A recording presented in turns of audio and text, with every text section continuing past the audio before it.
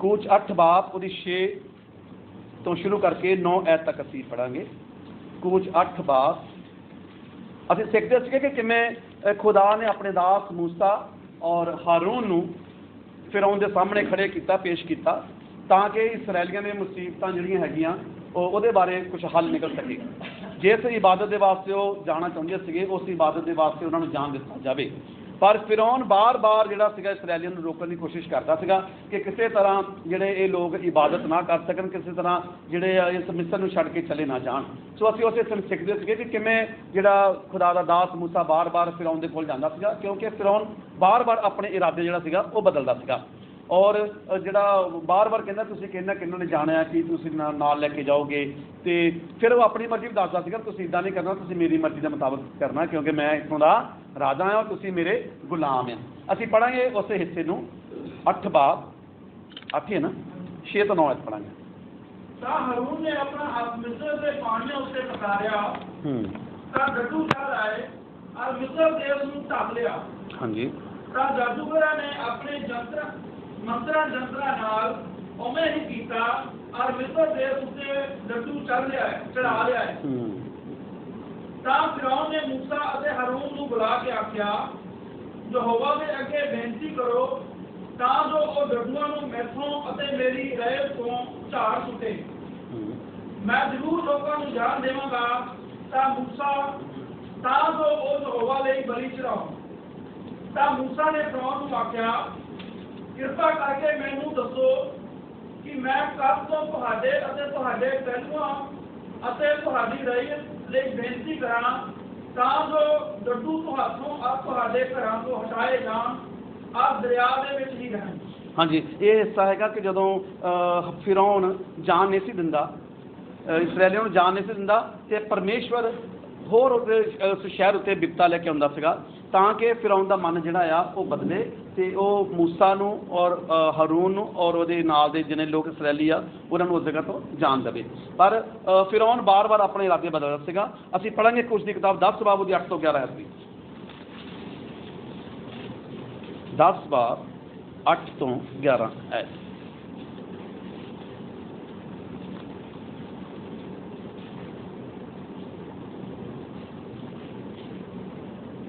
मूसा और हारून फिरौन को मुड़ लियाते गए। हाँ जी।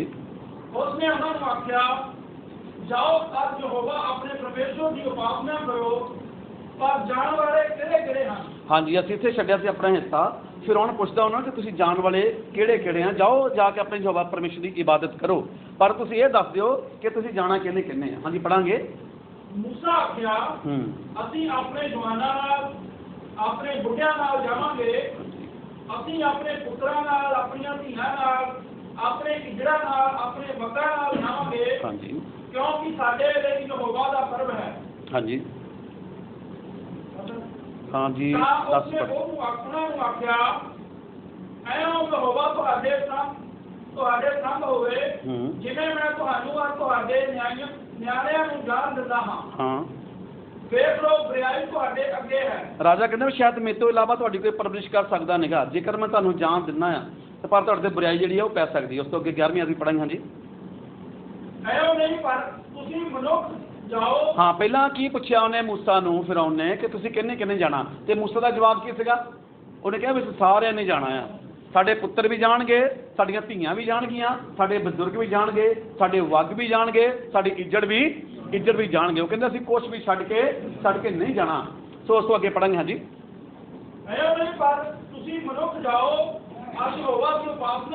हाँ, फिरौन की कहंदा सिर्फ तुसीं मनुख ही जाओ, ना तुहाडे वग जाणगे, ना तुहाडे इज्जत जाणगे, ना तुहाडे पुत्र, ना धीआं ते ना बजुर्ग जाणगे, सिर्फ तुसीं मनुख जाओ और जाके की करो, यहोवा परमेश्वर की उपासना करो। हाँ जी। तुसीं इहो ही चाहुंदे, इस करके तुसीं मनुख जाओ। हाँ जी। फिरौन दे अगे उन्होंने फिर अलग कर दिता गया, बखरा कर दिता गया, पर मूसा और हारून ने अपने जिहड़े सीगे अपने विचार दस दिते कि असीं सारिਆਂ ने जाना है, असीं छड्ड के किसी नूं भी नहीं जाना। इस मिस्र दे विच असीं जावांगे तो सारे जावांगे, कित्थे भला? हाँ जी कनान दे विच। ते इसे तरह असीं एक्सप्लेन किया सीगा कि साडा भी जिहड़ा ना हाल इसे तरह का होना चाहिए कि असीं भी अपने किसी भी घर के मैंबर नूं छड्ड के नहीं जाना। हर एक नूं असीं परमेश्वर दा वचन सुनाउणा है, तौबा कराउणी है, बपतिस्मा कराउणा है और की करना है ताकि असीं स्वर्ग राज में सारे सारे दे सारे जा सकीए। कई बार घर दे बड़े हठी हुंदे आ, कई बार बीवी बड़ी हठी हुंदी है, कई बार शौहर बड़ा हठी हुंदा, कई बार माँ बाप ही हठी हुंदे, बच्चे नूं चलण नहीं दिंदे। पर असीं की करना फिर ऐसे हालातां दे विच सवाल भी हुंदा है ना, और कई सवाल करते भी आ कि जेकर साडे माँ बाप ही नहीं मानता, साडे धी नहीं मानता, साडा पुत्त ही नहीं मानता, फिर असीं की करांगे, है ना। तो फिर असीं की करांगे, साडे एक हथियार हैगा रब ने दित्ता होया, फिर असीं प्रार्थना करनी। जेकर साडे रिश्ते दा करके वो नहीं आते तो फिर नहीं मनते तो फिर उन्होंने वास्ते की करना असीं प्रार्थना करनी है, क्योंकि प्रार्थना दे नाल सब कुछ हो सकता है। प्रार्थना साडा एक हथियार आ और प्रार्थना जिहड़ा साडे कोल परमेश्वर एक बहुत बड़ा हथियार दिता होया, क्योंकि प्रार्थना चुप चपीते असीं करते रहने हैं ना तो बहुत सफलता लैके आउंदी है। जिहड़ी प्रार्थना असीं चुप चपीते करते हैं तो पर जदों उहदा रिजल्ट आउंदा है फिर की हुंदा भला, फिर बहुत ही बड़ी खुशी दे नाल असीं रब दा धन्नवाद करने, क्योंकि बड़ी सफलता मिल जाती है। आमीन, हालेलुया। और एक प्रार्थना तुहानूं मैं अज देन लगा है, ਉਹਦੇ वास्ते तुसीं गौर करियो और प्रार्थना करनी लगातार ही, क्योंकि मेरा वीज़ा एक्सपायर हो चुका ऑलरेडी, 4 तरीक को एक्सपायर हो चुका मेरा वीज़ा और मेरे वीज़े का प्रोसैस चलना है। और हर बार जो मैं वीज़े वास्ते पैसे इकट्ठे करता रहना, और एक बार कोविड के जो वीज़ा बड़ी मुश्किल मेरा लगा सीगा और हर बार मैंने पैसे देने पैंदे। सो इस बार प्रभु ने एक अच्छा इंतजाम किया है जिथे मैंने पैसे नहीं देने पैने। हालेलुया। ਉਹਦੇ ਵਾਸਤੇ ਤੁਸੀਂ ਸਾਰਿਆਂ ने प्रार्थना करनी कि प्रभु उस प्रोसैस ਨੂੰ सक्सैस करे।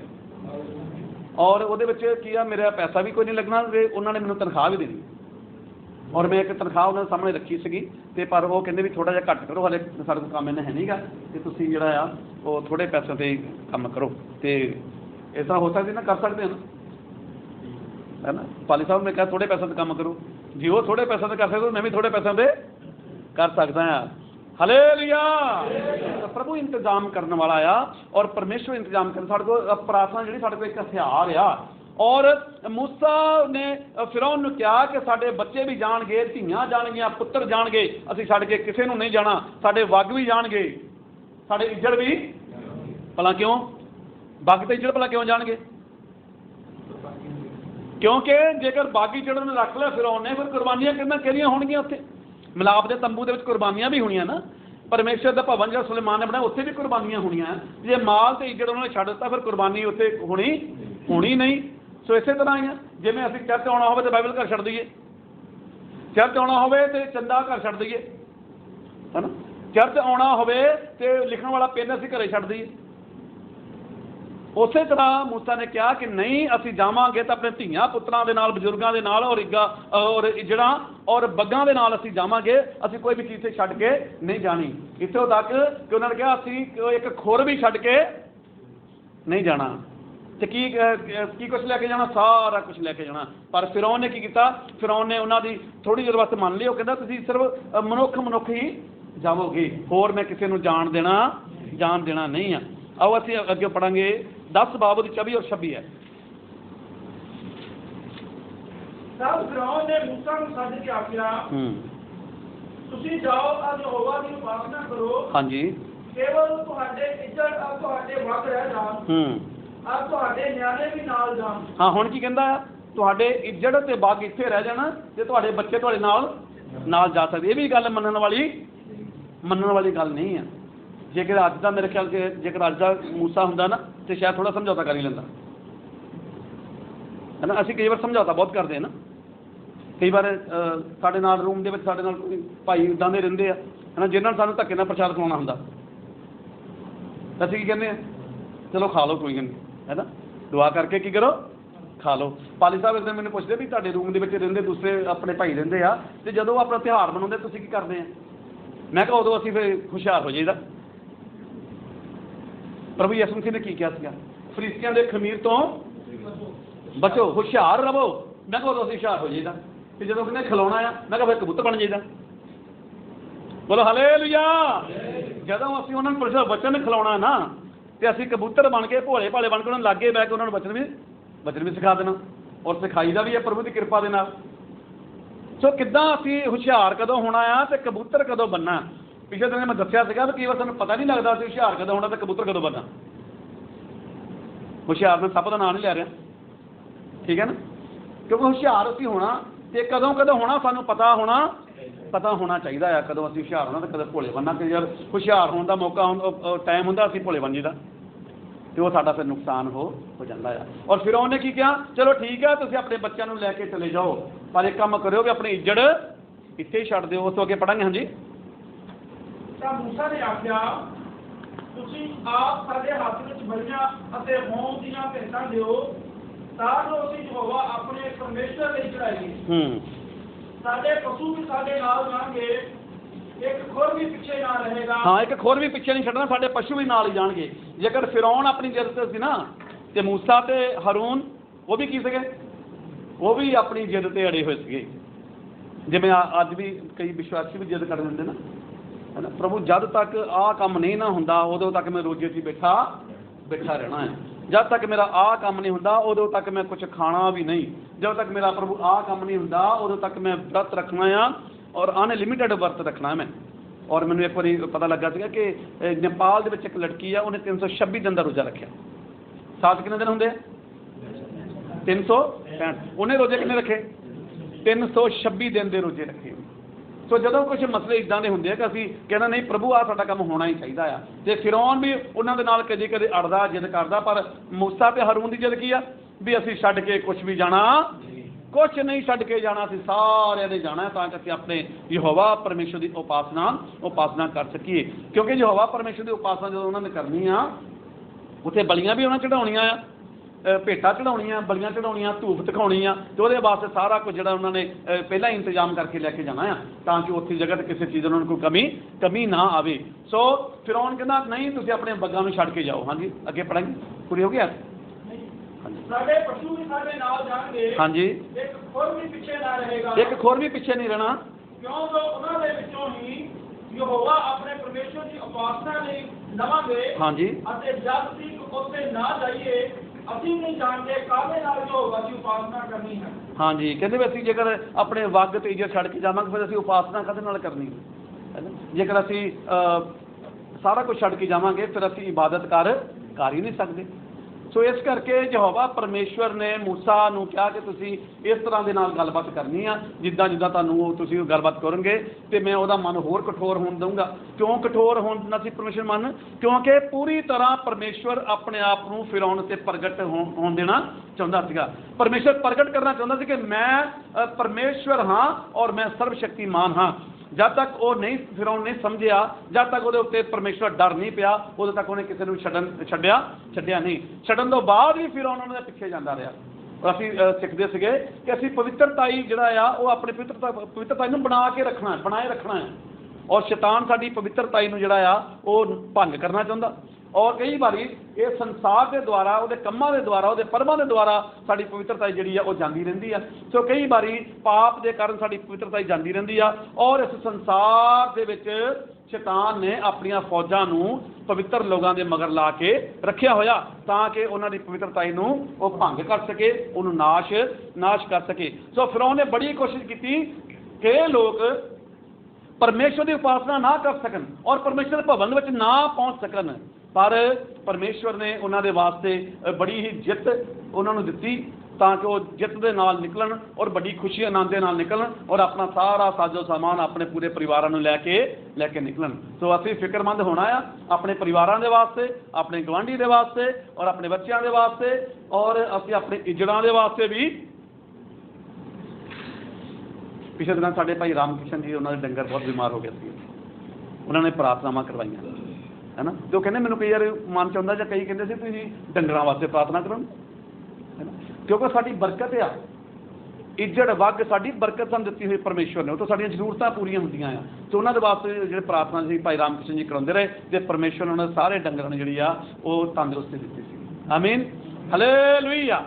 आइए एक होर असीं हिस्सा पढ़ांगे होशिया दी बुक, होशिया दी बुक उसका 7 बाब उसकी 8 और 9 ऐसा असीं पढ़ांगे।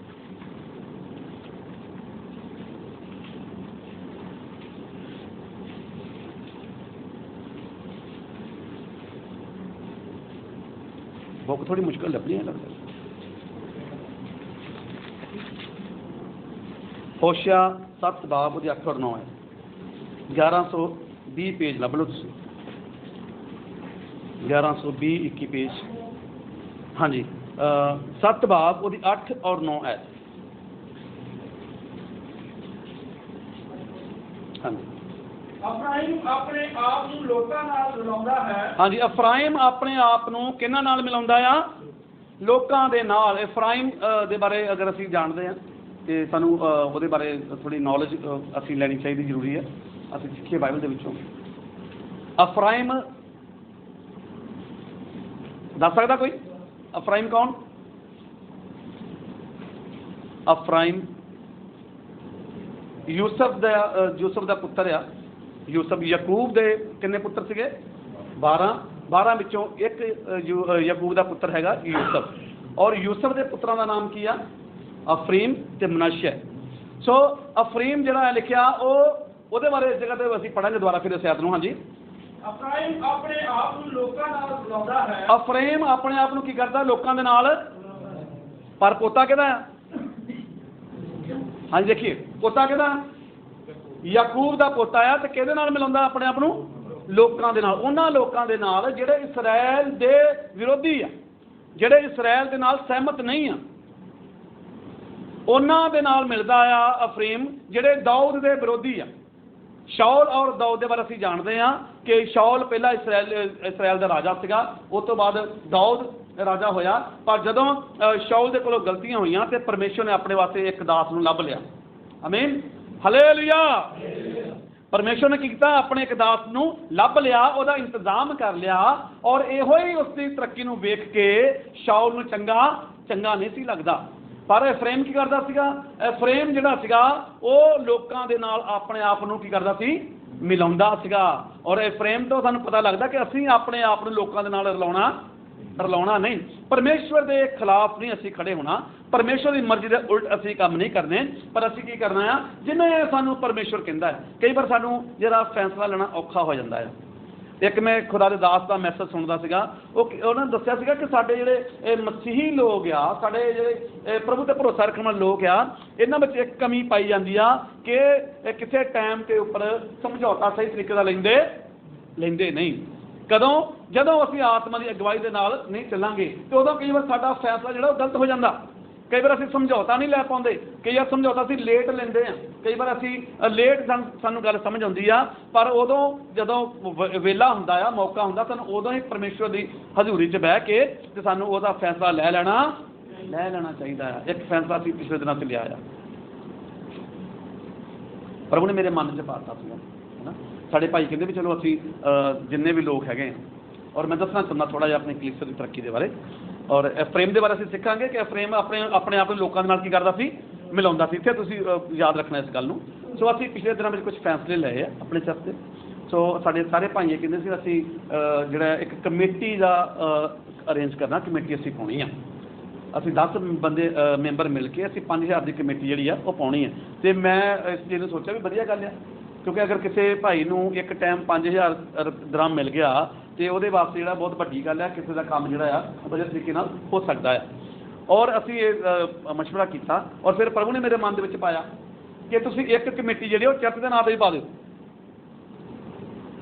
ਸ਼ਾਇਦ ਪਹਿਲੀ ਵਾਰ ਸਾਨੂੰ ਲੱਗੇ ਵੀ ਇਹ ਕਿੱਦਾਂ ਦਾ ਫੈਸਲਾ ਅੱਜ ਤੱਕ ਹੋ ਹੀ ਨਹੀਂ ਤਾਂ ਹੈ ਨਾ ਕਿਉਂਕਿ ਚਰਚ ਜਿਹੜੀ ਸਾਡੀ ਯੂਨਿਟੀ ਹੈ ਚਰਚ ਇੱਕ ਮੀਨਸ ਕਲੀਸਿਆ ਸੋ ਇੱਕ ਬਾਡੀ ਆ ਸੋ ਕਿਉਂ ਨਾ ਅਸੀਂ ਇਸ ਬਾਡੀ ਦੇ ਨਾਂ 'ਤੇ ਵੀ ਇੱਕ ਜਿਹੜਾ ਉਹ ਕਮੇਟੀ ਪਾ ਦਈਏ ਸੋ ਉਹ ਕਮੇਟੀ ਦਾ ਕਹਿੰਦੇ ਫਿਰ ਅਰੇਂਜ ਕਿੱਦਾਂ ਕਰਨਾ ਆ ਚਰਚ ਕਿੱਦਾਂ 500 ਕੱਢੂਗਾ ਮੈਂ ਕਿਹਾ ਵੀ ਅਸੀਂ ਜਿਹੜੇ ਮੈਂਬਰਸ਼ਿਪ ਲਾਈ ਹੋਈ ਆ ਉਹਨੂੰ ਅਸੀਂ 10 ਨਹੀਂ ਅਸੀਂ 20 ਵੀ ਕਰਾਂਗੇ ਉਸ ਮੈਂਬਰਸ਼ਿਪ ਨੂੰ ਕੀ ਕਰਨਾ ਸੀ 20 ਦਰਾਮ ਅਸੀਂ ਕਰਦੇ ਹਾਂ ਉਸ ਮੈਂਬਰਸ਼ਿਪ ਦੇ ਔਰ 23 ਮੈਂਬਰ ਆ ਮੈਂ ਟੋਟਲ ਕੀਤਾ ਸੀ ਜਿਹੜੇ ਰੈਗੂਲਰ ਆਉਂਦੇ 23 ਮੈਂਬਰ 23 ਦੂਣ 460 ਹੈ ਨਾ ਤੇ ਥੋੜ੍ਹਾ ਬਹੁਤ ਅਸੀਂ ਚਰਚ ਵਿੱਚੋਂ ਵੀ ਕਰ ਸਕਦੇ ਹਾਂ ਇਹ ਅਸੀਂ ਕਿਉਂ ਇਸ ਤਰ੍ਹਾਂ ਕੀਤਾ ਕਿਉਂਕਿ ਅਸੀਂ ਦਸੰਬਰ ਦੇ ਵਿੱਚ ਆਪਣੇ ਚਰਚ ਦੀ 20 ਸਾਲਾ ਐਨੀਵਰਸਰੀ ਅਸੀਂ ਕਰਨੀ ਹੈ ਉੱਥੇ ਖਰਚਾ ਹੈਗਾ ਜ਼ਿਆਦਾ ਤੇ ਉਹਦਾ ਕਰਕੇ ਅਸੀਂ ਕੀ ਕੀਤਾ ਆ ਅਸੀਂ ਇਸ ਕਮੇਟੀ ਨੂੰ ਜਿਹੜਾ ਆ ਉਹ ਅਰੇਂਜ ਕੀਤਾ ਆ ਔਰ ਇਸ ਕਮੇਟੀ ਜਿਹੜੀ ਆ ਸਾਡੇ ਉਸ ਚਰਚ ਦੇ ਉਸ ਪ੍ਰੋਗਰਾਮ ਦੇ ਵਾਸਤੇ ਸਾਨੂੰ 5000 ਦਰਾਮ ਜਿਹੜਾ ਉਹ ਮਿਲ ਜਾਣਾ ਹੈ ਫਿਰ ਅਸੀਂ ਕ੍ਰਿਸਮਸ 'ਤੇ ਕਰਨਾ ਪ੍ਰੋਗਰਾਮ ਤੇ ਕ੍ਰਿਸਮਸ ਸਾਨੂੰ ਬਹੁਤਾ ਜਿਹੜਾ ਆ ਉਹ ਸ਼ੇਅਰ ਆਪਣਾ ਦੇਣਾ देना नहीं पवेगा, एक नॉर्मल शेयर देना पवेगा। पर हुण सानूं की करना पवेगा, असीं सिर्फ महीने दे अपनी मैंबरशिप जिहड़ी आ 20 रुपये जिहड़ी आ वो कड्ढने आ चर्च दे वास्ते। और जेकर कोई एक हफ्ता 2 हफ्ते नहीं आउंदा तो अपनी मैंबरशिप रखे साਂਭ के बाइबल दे विच ही और चर्च में जरूर पहुँचा दे। और ये चर्च जिहड़ा आ उहदा वास्ते असीं जरूर इहदी अपना जिहड़ा दुख उठाउणा है। बहुत समय पहले मैं कुछ भाइयों को अनाउंसमेंट की थी, चर्च अपना उपर हुंदा सीगा, काफ़ी साल पुरानी गल है वो। और मैं कहा सीगा कि तुसीं चर्च का जिहड़ा फिक्र करना है, चर्च के वास्ते पैसा इकट्ठा करना है, उहदे वास्ते तुसीं हर रोज़ अपनी एक चाह का जिहड़ा ना वो बलिदान करना। कहने का मतलब चाह की कुर्बानी देनी है। चाह का कप किन्ने का सीगा? 1 रुपये का। तो कई भाइयों ने इस तरह की भी सी, उन्होंने पूरे दिन 2 चाहां पींदे, वो कहते एक ही पीनी है। एक चाह कित्थे बचाउणी असीं? एक चाह का पैसा कित्थे बचाउणा? बचत का मैं दसदा कि किद्दां असीं कर सकते हैं कुछ है ना। सो ये जिहड़ी कमेटी असीं पाई आ, ये एक कमेटी चर्च की आ तां कि चर्च का असीं खर्चा जिहड़ा वो पूरा कर सकीए। सो मेन गल ये है कि असीं मैंबरशिप जिहड़ी आ वो जरूर अपनी 20 दिनां मैंबरशिप कढ के हर तनख्वाह दे विचों वो पहुँचाउणी है। सो तां कि असीं चर्च के नाल जिहड़ा आ वो असीं जुड़ीए और चर्च की तरक्की नूं असीं करिए। देखो चर्च की तरक्की होवेगी तो विश्वासियों की तरक्की है, विश्वासियों की तरक्की होवेगी तो सेवकां की तरक्की है। आमीन।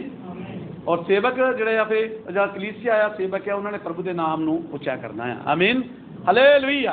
इस विच अगर कोई गल रह गई है तो बाद तुसीं गल कर सकते हैं, पर थोड़ा जिहा मैं तुहानूं दस टाइम थोड़ा अपने कोल।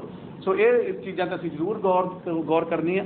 चर्च असीं भावां दी 1 हफ्ता नहीं आउंदे, 2 हफ्ते नहीं आउंदे, 3 हफ्ते नहीं आउंदे, पर हर महीने अपनी मैंबरशिप कढ के रखनी है। सो खुदावंद तुहानूं बड़ी बरकत देवे। और अफराइम ने की कीता? उन्हें अपने आप नूं किहदे नाल मिलाया? असीं अपने आप नूं लोकां नाल मिलाउणा नहीं, क्योंकि साफ साफ खुदा दे कलाम विच लिखिया कि ये जिहड़ा संसार है ना, इहदे नाल अगर असीं मित्रचारा करदे हैं, ये दुनिया दे नाल मित्रचारा करदे हैं तो असीं समझो परमेश्वर दे नाल की करदे हैं? फिर वैर रखदे हैं। इस धरती दे नाल मोह नहीं करना, संसार दे नाल मोह नहीं करना, और असीं की करना? असीं परमेश्वर दे नाल अपने मन नूं लगा के रखना है, अपने दिल नूं असीं परमेश्वर दे नाल लगा के रखना, परमेश्वर दा कलाम अपने हिरदां दे अंदर बसा के रखना है। जिवें अफराइम ने अपने आप नूं लोकां दे नाल मिलाया। किवें मिलाया लोकां दे नाल? हिस्से मैं नोट कीते होए आ। उस दे विच जदों दाऊद नूं राजा बनाया गया ते अफराइम जिहड़ा सीगा वो शाऊल दे बेटे नूं राजा बनाउण दे हक विच सीगा, और उन्हां लोकां दे नाल मिल गया जिहड़े लोक इसराइल दे विरुद्ध सीगे। और इफ्राइम जिहड़ा आ वो यूसुफ का पुत्र आ, पर यह कई बार जिहड़ा आ वो इसराइल का राजे के खिलाफ हो गए, दाऊद के खिलाफ खड़े हो गए। सो क्यों खिलाफ हुंदा सीगा?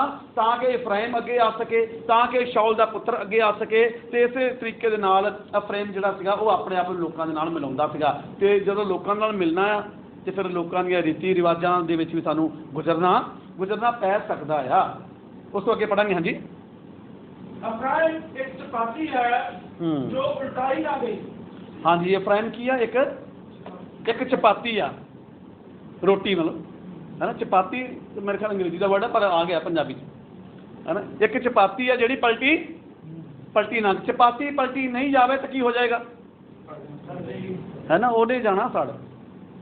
ते अफराइम की आ? इदां दी एक चपाती आ जिहड़ी एक पासों की आ, एक पासों सड़ी हुई आ। कई बारी जिहड़ा आ हो सकदा भी जिहड़े विश्वासी आ उन्हां दा भी ये हाल हो जावे, एक पासों सड़ जाणगे ते फिर वो किसी भी काम की चपाती नहीं होगी। रोटी फिर किसी भी काम की नहीं है, जिहड़ी एक पासों सड़ी हुई होवे खा लेगा कोई? है ना, सड़ी हुई रोटी खाण दे काबिल नहीं हुंदी, खाण दे योग नहीं हुंदी। कोई भी नहीं चाहेगा कि रोटी जिहड़ी आ वो जल जावे जां रोटी खराब हो जावे। पर सानूं की चाहिए?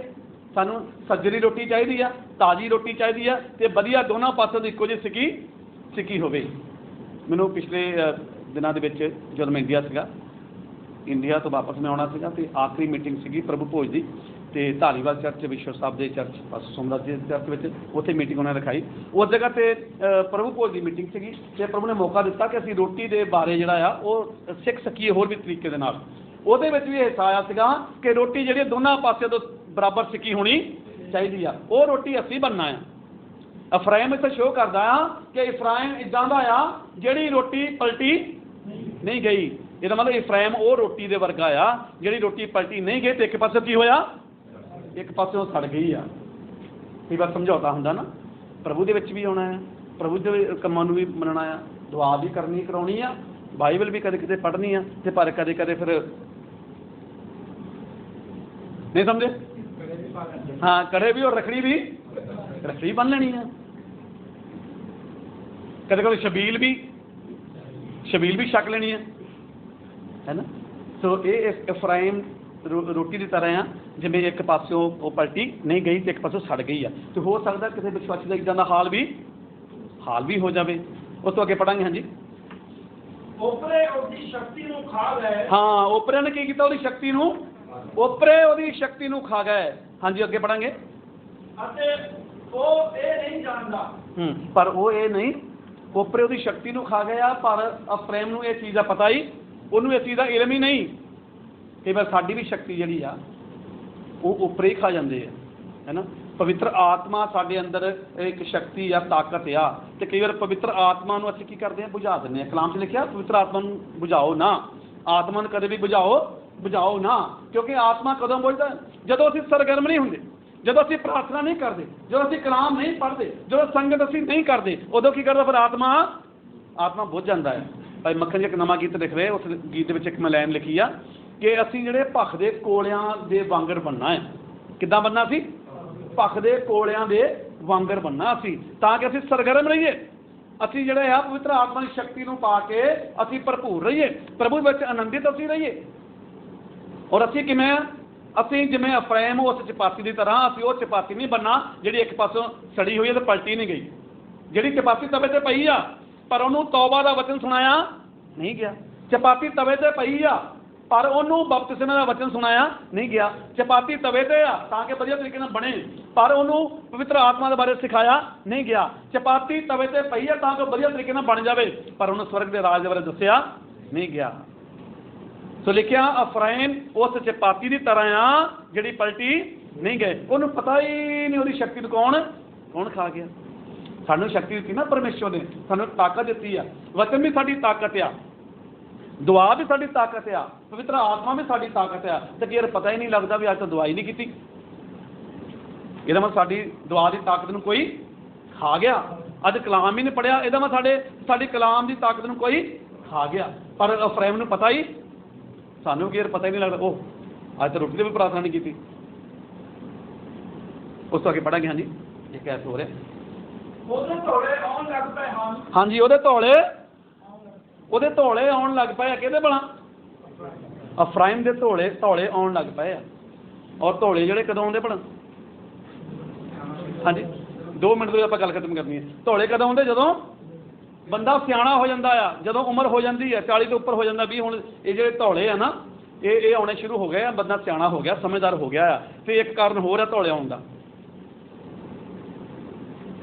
कई बार उम्र तो पहले ही धौले आ गए, है ना। 28 साल की उम्र में, 20 साल की उम्र में, 23 साल की उम्र में, तो की है इस तो घट उम्र के भी धौले आ जाते हैं। वह मतलब की है फिर कमजोरी है ना, दिमागी कमजोरी है, जिसम की कमजोरी है, किसी न किसी चीज़ की घाट आ, वो फिर की है, वो बीमारी है फिर शरीर में।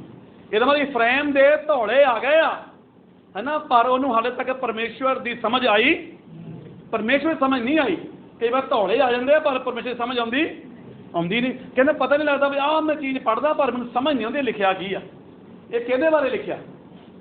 अफ्राइम दे धौले आ गए पर उन्होंने पता ही, इस तरह लिखिया ना। पढ़िए पूरी करिए हाँ जी प्लीज़।